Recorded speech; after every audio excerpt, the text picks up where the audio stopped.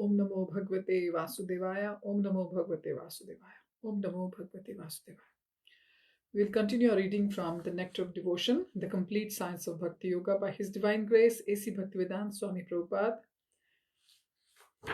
We'll be beginning chapter 5 today, the purity of devotional service. But first of all, let us invoke the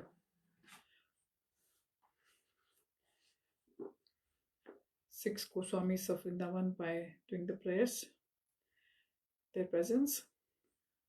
Invoke their presence. Nana Shastra Vicharanaika Nipunau Shadharma Samsthapakau Lokanam Hitakarinav Tribhuvane Manyau Sharanyakaro Radha Krishna Padaravinda Bhajanandena Mattalikau Vande Rūpa Sanatanau Raghuyugo Shri Jiva Gopalako.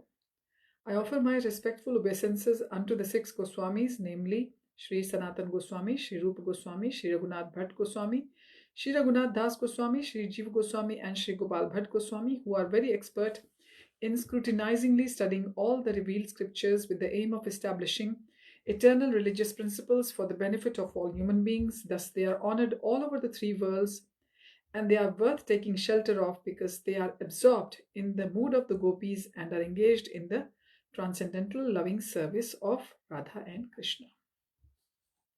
Mukam Karoti Vachalam Pakum Lankhaite Girim Yat Kripatam Mande Shri Gurum Dintarinam Paramananda Madham Shri Chaitanyeshwaram Hari Om Tat Sat. Chapter 5, the purity of devotional service. All the previous instructions imparted by Srila Rūpa Goswami in his broad statements can be summarized thus: as long as one is materially inclined or desirous of merging into the spiritual effulgence, one cannot enter into the realm of pure devotional service. Next, Rūpa Goswami states that devotional service is transcendental to all material considerations and that it is not limited to any particular country, class, society, or circumstance. As stated in Srimad Bhagavatam, devotional service is transcendental and has no cause. Devotional service is executed without any hope for gain, and it cannot be checked by any material circumstances. It is open for all without any distinction, and it is the constitutional occupation of all the living entities. In the Middle Ages, after the disappearance of Lord Chaitanya's great associate Lord Nityananda, a class of priestly persons claimed to be the descendants of Nityananda, calling themselves the Goswami caste. They further claimed that the practice and spreading of devotional service belonged only to their particular class, which was known as Nityananda Vamsha. In this way, they exercised their artificial power for some time until Srila Bhaktisiddhanta Saraswati Thakur, the powerful Acharya of the Gaudiya Vaishnava Sampradaya, completely smashed their idea. There was a great hard struggle for some time, but it has turned out successfully. And it is now correctly and practically established that devotional service is not restricted to a particular class of men. Besides that, anyone who is engaged in devotional service is already at the status of being a high-class Brahmana. So, Srila Bhaktisiddhanta Saraswati Thakur's struggle for this movement has come out successful. It is on the basis of his position that anyone can now become a Gaudiya Vaishnava from any part of the world or any part of the universe.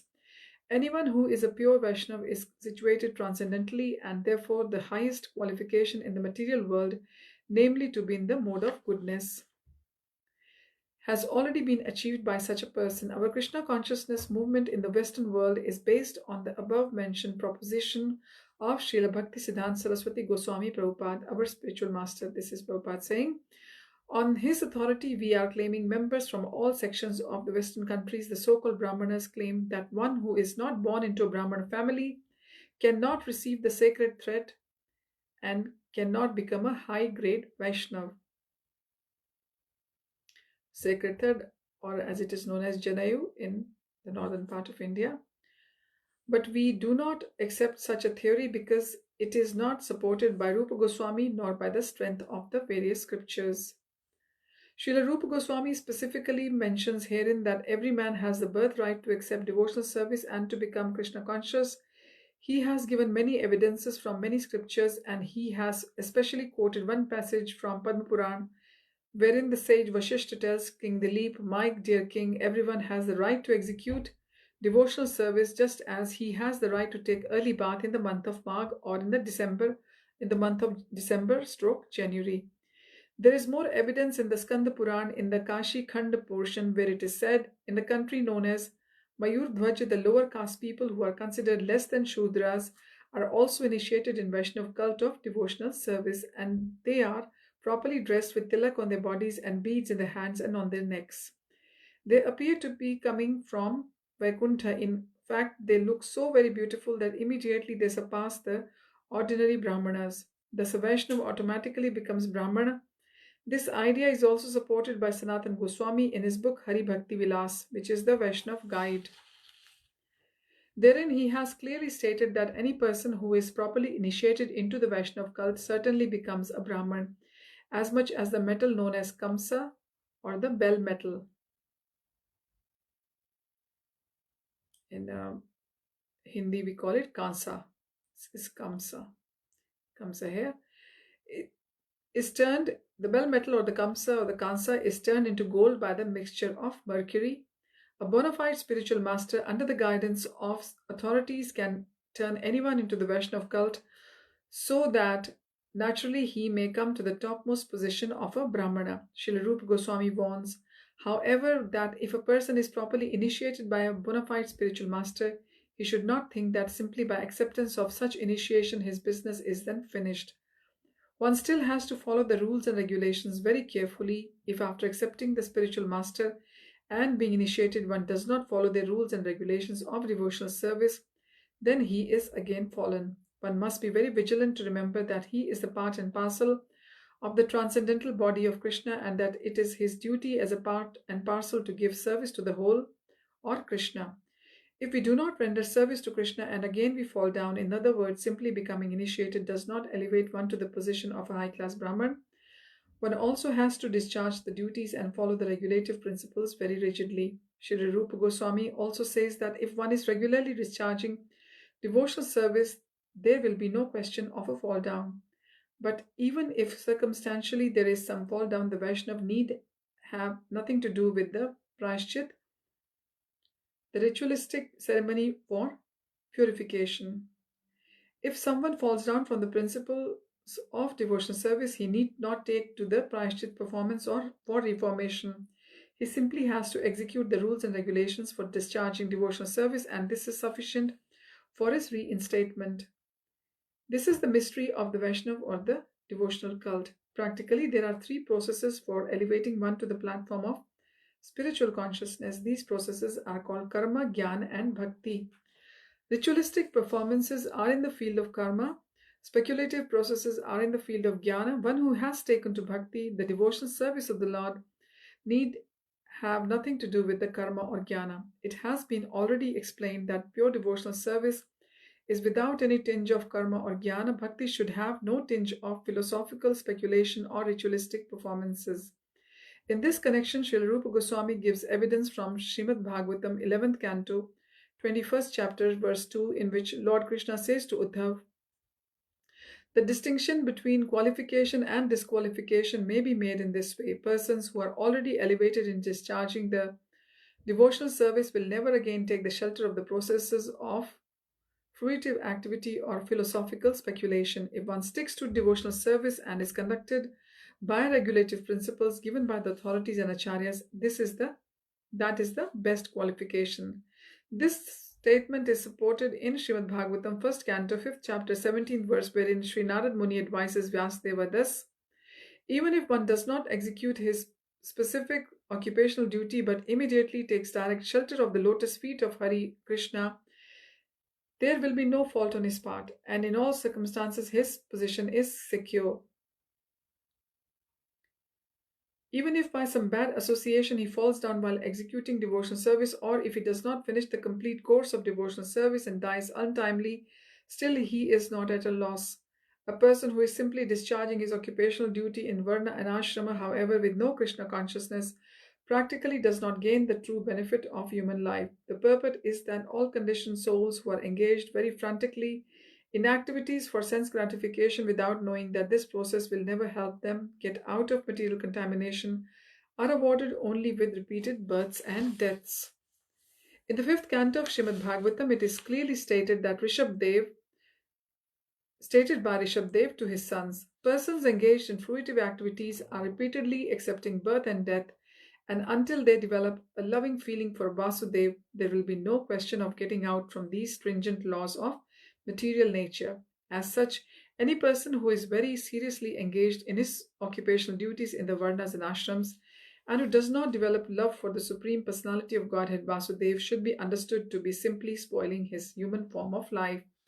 This is confirmed also in the 11th canto of Srimad Bhagavatam, 11th chapter, verse 32, in which the Lord says to Uddhav, "My dear Uddhav, any person who takes shelter of me in complete surrender and follows my instructions, giving up all occupational duties, is to be considered the first-class man." In this statement of the Supreme Personality of Godhead, it is understood that people who are generally attracted to philanthropic, ethical, moral, altruistic, political, and social welfare activities may be considered nice men only in the calculation of the material world. From Srimad Bhagavatam and other authentic Vedic scriptures, we learn further that if a person simply acts in the Krishna consciousness and discharges devotional service, he is considered to be far, far better situated than all of those persons engaged in philanthropic, ethical, moral, altruistic, and social welfare activities. The same thing is still more emphatically confirmed in Srimad Bhagavatam 11th canto, 5th chapter, verse 41, in which Karbhajana Muni addresses Maharaj Nimi as follows: "My dear king, if someone gives up his occupational duties as they are prescribed for the different varnas in the ashrams, but takes complete shelter, surrendering himself unto the lotus feet of the Lord, such a person is no more a debtor, nor has he any obligation to perform the different kinds of activities we render to the great sages, ancestors, living entities, and family and society members. Nor has he any need to bother executing the 5 kinds of yagyas or the sacrifices for becoming free from sinful contamination. Simply by discharging devotional service, he is freed from all kinds of obligations." The purport is that as soon as a man takes his birth, he is immediately indebted to so many sources. He is indebted to the great sages because he profits by reading their authoritative scriptures and books.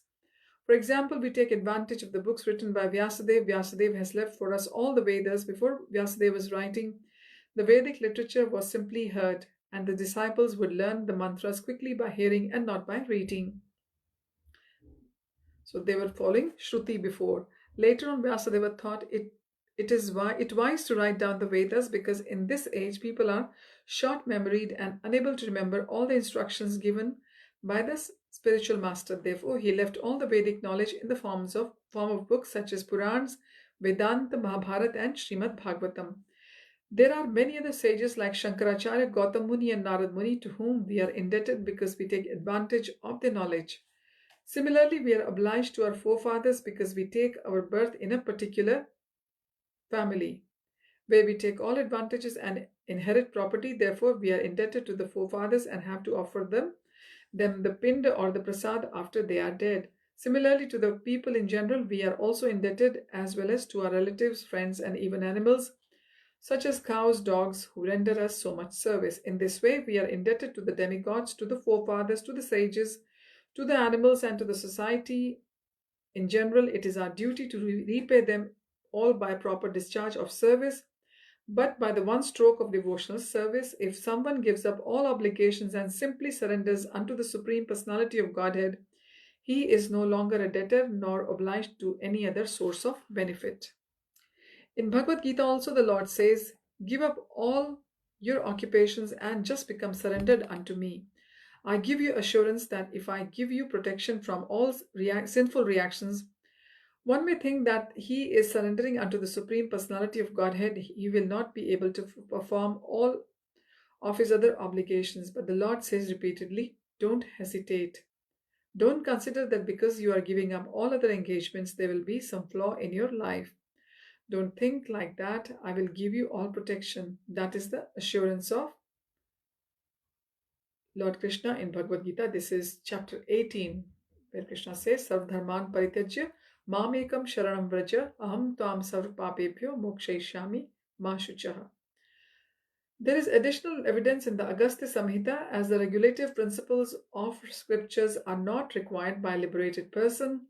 So the ritualistic principles indicated in the Vedic supplements are also not required for a person duly engaged in the service of Lord Ramchandra. In other words, the devotees of Lord Ramchandra or Krishna are already liberated persons and are not required to follow all the regulative principles mentioned in the ritualistic portion of the Vedic literature. Similarly, in the 11th canto of Srimad Bhagavatam, 5th chapter, verse 42, Karbhajana Muni addresses King Nimi and says, "My dear king, a person who has given up worship of the demigods and has completely concentrated his energy in the devotional service of the Supreme Personality of Godhead has become very, very dear to the Lord. As such, if by chance or mistake he does something which is forbidden, there is no need for him to perform any purificatory ceremonies, because the Lord is situated within his heart. He takes compassion for the devotee's accidental mistake and corrects him from within." It is also confirmed in Bhagavad-Gita in many places that the Supreme Personality of Godhead, Krishna, takes a special interest in his devotees and declares emphatically that nothing can cause his devotees to fall down. He is always protecting them. So this was chapter 5 of the Nectar of Devotion, Bhakti Rasamrita Sindhu. Chapter was titled The Purity of Devotional Service. So next time we will do our reading, continue our reading from chapter 6, How to Discharge Devotional Service. Thank you for joining. Hare Om Tat Sat, Hare Krishna, and once again, happy Kartik month to you all.